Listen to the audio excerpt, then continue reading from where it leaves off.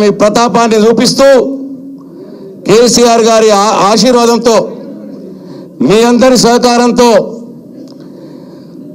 TRS party నుండి గెలిచి ఇవాళ టిఆర్ఎస్ పార్టీని మోసం చేసి కాంగ్రెస్ పార్టీలో చేరినటువంటి కృష్ణమోహన్ రెడ్డికి బుద్ధి చెప్పే విధంగా మీరందరూ కూడా ఇక్కడికి వచ్చినందుకు మీ అందరికీ మరొకసారి మా అందరి తరఫున ధన్యవాదాలు కృతజ్ఞతలు తెలియజేసుకుంటూ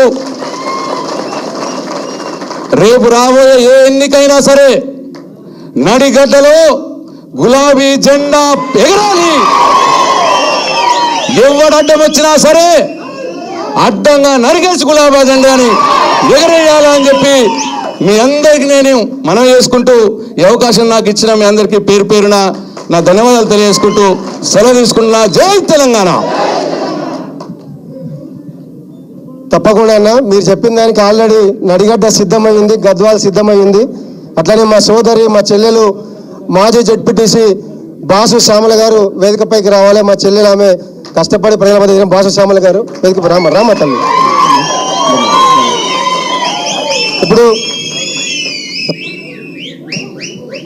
ఇప్పుడు మాజీ మంత్రివర్యులు నిరంతరం మనందరితో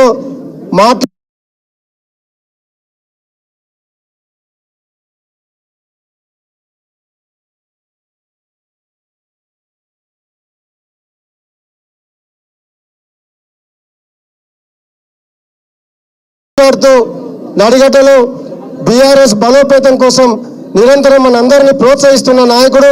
ఇవాళ మీరందరూ కూడా చప్పట్లతో శుభాకాంక్షలు చెప్పాలి. మన సీనన్న మ్యారేజ్ డే ఈరోజు.